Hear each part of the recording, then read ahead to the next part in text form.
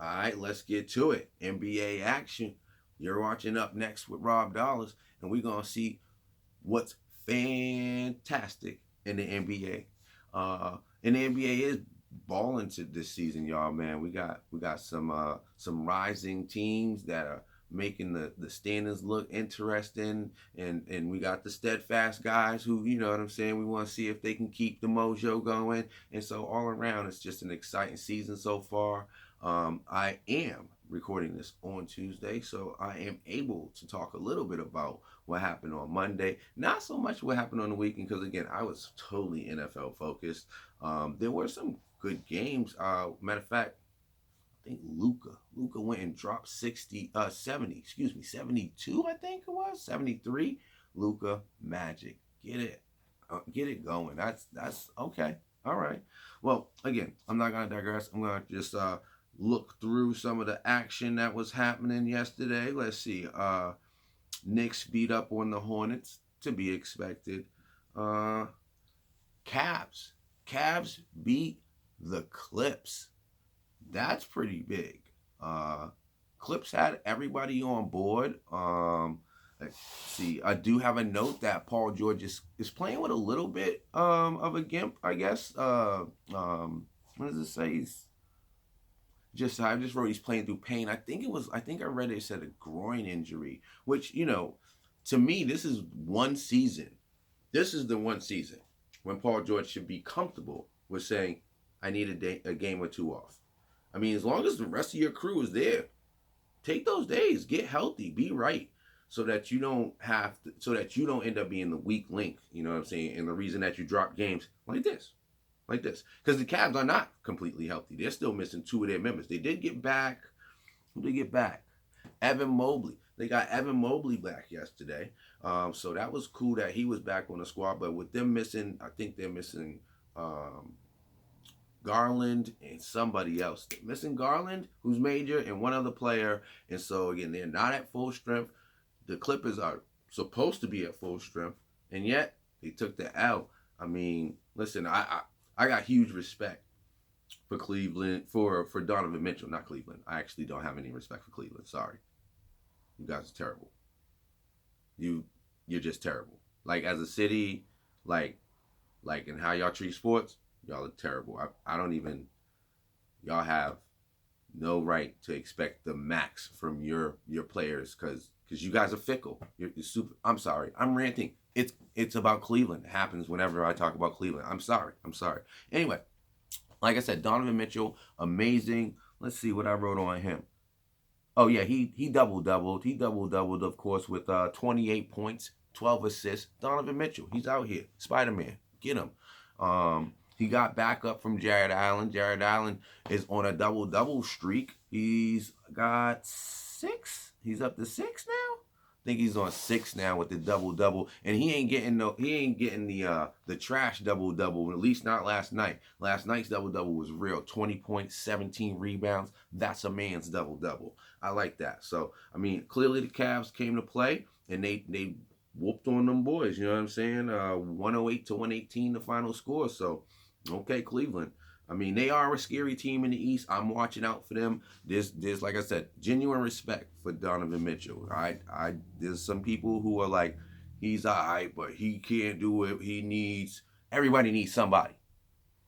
Donovan Mitchell, though, can definitely be your main guy. And I don't even say that a lot about guards. Guards, to me, usually can't be your main guy. You got to be very, very exceptional to be the main man and be a guard. And Donovan Mitchell is that guy. He's that special. So keep that cracking, y'all. Keep that cracking. Not the city, just the team. I'm all for sports.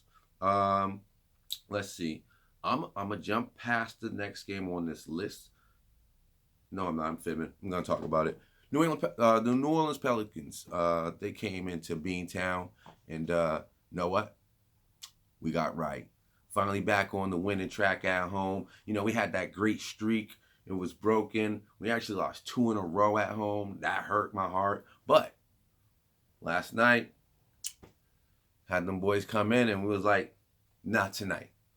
And it was a really challenging game. I was like really having my heart in my chest for, in my throat for a little while. Zion was going off. Brandon Ingram was going off. They just were battling. They had a great game, but I think it was all the way in the fourth quarter. I mean, the Celtics stayed close. They never let New Orleans get out of hand type of lead. It was always under 15 points.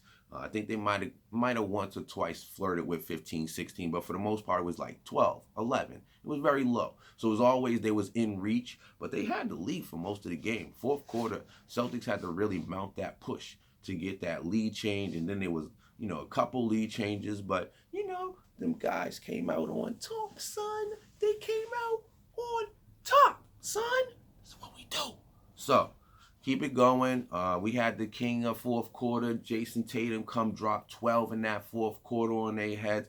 Oh, and at the in the closing minute, he hit dude with the breaks move coming down court. It was a semi-fast break. It wasn't a true shot. It was a semi-fast break, and he just kind of like right at the top of the key, just kind of slowed it up for a quick second and let the defense kind of come through, and they all spread out into the wings and everything like today's NBA they do. And Jason said, haha, open lane, boom, and went right to the rack, got the foul +1. I thought it was awesome game for him.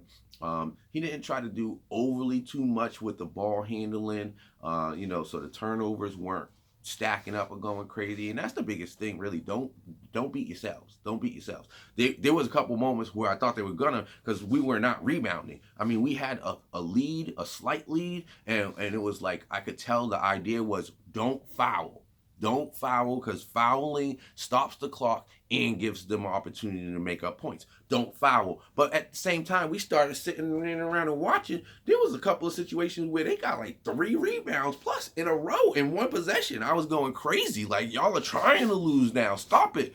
So it was really a little bit stressful, but no Boston sports games I usually play without stress. It's very infrequent that we get a cruise to a victory situation. So that's my squad. I have to live with it. I just got to keep good cardio, because you know what I'm saying? Otherwise, the ticker, please. But salute to the guys. They did their thing, you know what I'm saying? Without Porzingis on the lineup. Again, and everybody shine. You know what I'm saying? I'm highlighting and speaking on Tatum, but don't take it wrong. Everybody shine. Jaylen Brown was right there with him. Double, 20-something points. Double-digit rebounds. Tatum double, but I think his double was assists and points. So, again, they are a great two-man tag team monster. Derek White chipped in, dropped in some things. You know what I'm saying? Pritchard was in the game, hitting them threes, paycheck. So yeah, man, all around team win. We got to keep that energy and keep that active. I want Mazzulla to play Quetta a little bit more. I really feel like when he's in there, we have a true big man on the floor who's actively after rebounds and putbacks. So essential. So essential, because like I said, in those last few minutes, he wasn't in the game, and everybody was standing around just looking at the ball, not even boxing out, just watching the ball. Like, what are we doing right now? It was crazy. But anyway, like I said, we made that W happen. Good job, guys. We appreciate you. Keep up the hard work. Let me see what else we got. Let's go on down the roster. Let's see. The Jazz took a L to the Nets. The Jazz last season, I thought they were waking up. I thought they were going to be showing us more. Hasn't really been as strong as I thought they would be. I think they had a small little streak recently where they kind of won like 5 or 6 games in a row, but I think in their last few games, they've kind of gone back to being mediocre. I think the last 6 games of theirs, they like won 2, lost 4 or something like that. So yeah, no, the Jazz, man, they're not looking as strong as I thought they were. And Brooklyn got Ben Simmons back, and all of a sudden Ben Simmons was looking like the guy who everybody was like admiring in Philly when he first balled. He was out there being the facilitator, getting dishes out, and he was getting the putbacks. Plus he had a couple fast breaks. I mean, all around, I thought he had a good game. That's the Ben Simmons I think everybody's been waiting to see. So hopefully he can stay healthy, be on the court. You know what I'm saying? Listen, at the end of the day, I still stand by the best ability for an athlete is availability. And if Ben ain't gonna be able to be available, y'all definitely just should know that you can't hang your hat on him and move on to other things. But when he's on the court, He's extremely dynamic, and he showed it last night that he's a difference maker. So I mean, that was a great game. Good luck to Ben. You know, I think they got a game coming up tomorrow. Nets versus Suns. KD's coming back to town. Definitely be watching that. See what happens. Let's see what else we had. The Suns beat the Heat. Again, I am a Miami Heat fan, and they are not doing what I want them to do. They're not living up to the promise of, you know, what they've shown they can be the last few seasons. The Suns, they're supposed to be amazing. So them pulling it together and starting to get things going, I mean, that's what's supposed to happen. The final score 118-105. It wasn't like it was a straight they walked all over the Heat, but it wasn't a victory, and so therefore it wasn't a good game in my opinion. They gotta figure it out real soon. I will say Terry Rozier does seem like he's fitting into the scheme of things very well, and he had a little highlight play where he got KD for a second on a little whoop whoop, had KD running left. You know what I'm saying? Little pop up. Free throw jumper. It was beautiful. The midi, I love the midi game. Keep it going. Improve that. Get the chemistry right. But yeah, man, Phoenix is supposed to step up. We'll see what happens with Phoenix. Will they rise or will they burn up? We'll see. Lakers. Oh my. I mean, as a Celtics fan, I totally don't really have any problems with talking about Laker losses. I love them. They're awesome. Lakers lose. Hold on, wait for it. Who they lose to? Wait for it. The Rockets. Oh my God. What? Houston is beating the Lakers. LeBron and AD on the floor. Hi, there's a problem in Showtime. You might want to figure some things out. That's woo. And they think trading and trying to get DeJounte Murray is going to like address and answer questions. Listen. People are mistaking themselves, thinking that the Rob Pelinka show is good business. I'm telling you right now, I don't trust it. We'll see what happens. I don't even know if he can do anything to get him. By the way, I'm questioning that highly. Like, haven't they run out of picks to trade for people? Because anybody who's they're trading with is usually like, we need something more than just whoever you trying to discard. So, we'll see. We'll see what they do. I've been told I need to learn to respect Rob and that he does some work. We'll see. Challenge on. Let's see. Grizz take an L to the Kings. The Grizz are going to take a lot of L's, without Ja on the floor. I mean, he is like the head of the snake. You know what I'm saying? Or the claws on the bear, since we're talking Grizzlies. Right now, they're clawless. So they're going to get pushed around by some people. And the Kings are an up-and-comer, so I'm not surprised by it. I think Sabonis, as a matter of fact, is on some kind of a run as well himself with, does he have like a 20 and 10 thing going on or something like that? I'm going to have to double check for you next time we do an NBA roundup. Trust me, I'll be more in tune with that because, like I said, I believe they said he's headed towards some type of actual, if it's not I assume it's a franchise thing, not a league thing, but a franchise record, which, there've been some ballers in Sacramento, you know what I'm saying? Shout out Chris Webber. Shout out White Chocolate. Let's see. The Timberwolves played against OKC. Now that should have been like the game last night. Should have been everywhere. And I had to watch it in highlight mode. I don't know, it's very weird to me. I'm going to talk to the NBA and send them a message like, do you not know who to highlight? Like, what's happening right now? But anyway, the Timberwolves edged them out.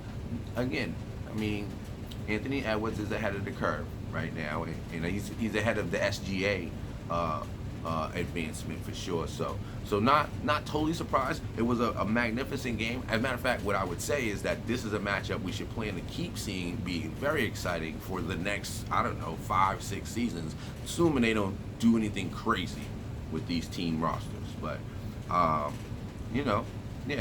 Ant-Man, get him. He wasn't going out again. I think they had a loss the other night, and it was a tough one for him. So, Ant-Man, yeah. all day. That game makes sense. Although, again, exciting game. You know what? I'm going to go back and we're going to talk about that probably again later because it should be, like I said, highlighted. Let's see, who else played last night? The Wizards actually got a dub against the Spurs. Now, I watched some of that a little bit, little highlights and little snippets of it on NBA Game Time. And Wemby was doing some work, man. I think he, like, every game gets one of these crazy blocks where he basically just, like, palms it out of the air on somebody and just starts the fast break. You know what I'm saying? So, Wemby is still looking amazing. He's fun to watch. He's exciting to watch.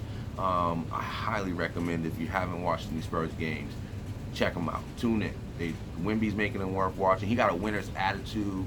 He's not ever satisfied, you know, with close games and stuff like that. He is out there trying to get dubs. So I like Wembanyama. I like his attitude. I love his athleticism. He's a unique talent, y'all. We should be entertained for some years to come. And I think, and again, they seem like they're coming together as a team. If Popovich can get that working, he will be the soothsayer of coaches, I think, for all time. So, yeah, it should be good. Mavs beat the Magic. That's supposed to happen. Luka went off again. I think he 40 pointed it last night. He's a monster. But will he get the help he needs to keep it going, create a streak, and get to somewhere in the playoffs? That one's the giant question mark. I think the answer is no right now. Personally, I think he might have to do a journey thing, move off of that whole area code of Dallas and Texas and all of that. Find you a new landing spot, bro. That Magic is good, but don't waste it all there. They're not it. They're not it. Bucks take a L to the Nuggets. Doc's debut as the head coach. I mean, listen, post-game interview, Giannis was talking like he was feeling the change of in the atmosphere was good with the organization, and, you know, that he understood it was going to take time for them to really get into a groove with Doc. Yeah, like I said, I don't like the move at all, so I'm not expecting the most of them from them. Good luck with all that. But again, they took an L last night. Now, they took the L to the Nuggets. So everybody's taking L's to the Nuggets, and that's not something that you just, you know, you look down on yourself about. Hello, champs. They came to town. They did their thing. Jokic out there balling. So yeah, no, I don't frown at them losing to Denver, but at the same time, I'm waiting for the improvement. I'm waiting. All I saw last night, based on the highlights I saw, I didn't see the actual whole game, but based on what I saw, it was all a Giannis thing. You know what I'm saying? He wasn't getting a lot of support. I think Bobby Portis missed a couple threes. I seen Middleton doing mid-level work, not really contributing like he's supposed to. And let me check the stat line real quick. Let's see who was contributing. Middleton put up 14, 1 block, 3 assists. Okay, I guess, but for the guy who's supposed to be your third scoring option and really help lift you, not enough. Giannis did his work, 29, 12 rebounds, double-double. Like I said, we had a Giannis show. Let's see. Dame had 18 with 5 assists. I'm going to need more. He's got to, again, the integration of Dame has to be more, because he's got to drop 20 plus a night with Giannis dropping 20 plus a night.